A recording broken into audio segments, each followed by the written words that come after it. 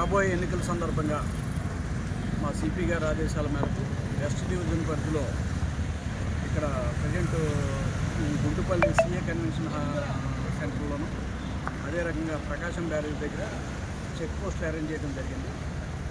Check పోస్టులో ఇది 1 SI 10 మంది స్టాఫ్ కంటిన్యూస్గా రౌండ్ ది క్లాక్ చెక్ చేస్తున్నాం. మెయిన్ పర్పస్ ఏంటంటే దీంట్లో క్యాష్ కానీ లేకపోతే ఏదైనా గిఫ్ట్స్ అవి తీసుకెళ్ళటం కానీ లేకపోతే ఏమైనా ఇల్లీగల్గా ఏమైనా తీసుకెళ్ళటం కానీ చేస్తుంటే వాటిని పట్టుకు వాటి మీద చట్ట ప్రకారం కేసులు నమోదు చేస్తాం.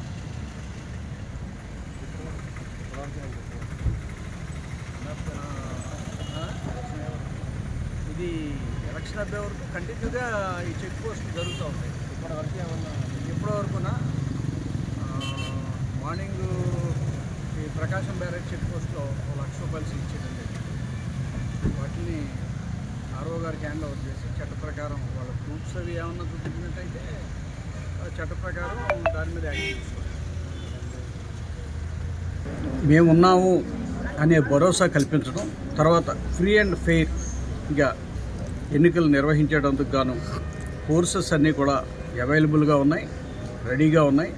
ఎవరికి ఏ ఎలక్షన్స్ ప్రశాంతంగా జరిగేటందుకు గాను ఏ అవసరమైనా సరే దళాలన్నీ రెడీగా ఉన్నాయని చెప్పడమే, భరోసా కలిగించడమే మా ఉద్దేశం.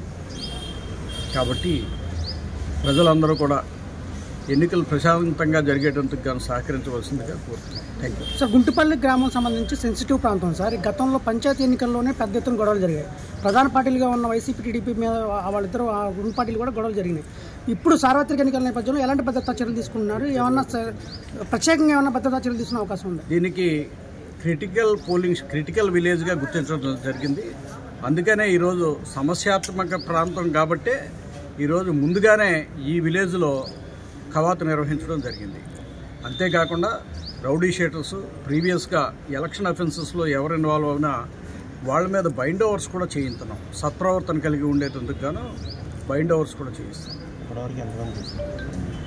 అంటే పర్టికులర్గా ఈ విలేజ్ అని కాదు, maximum 90% of the previous election offenders అలాగే రౌడీ షీటర్స్ అందరి మీద కూడా బైండ్ ఓవర్స్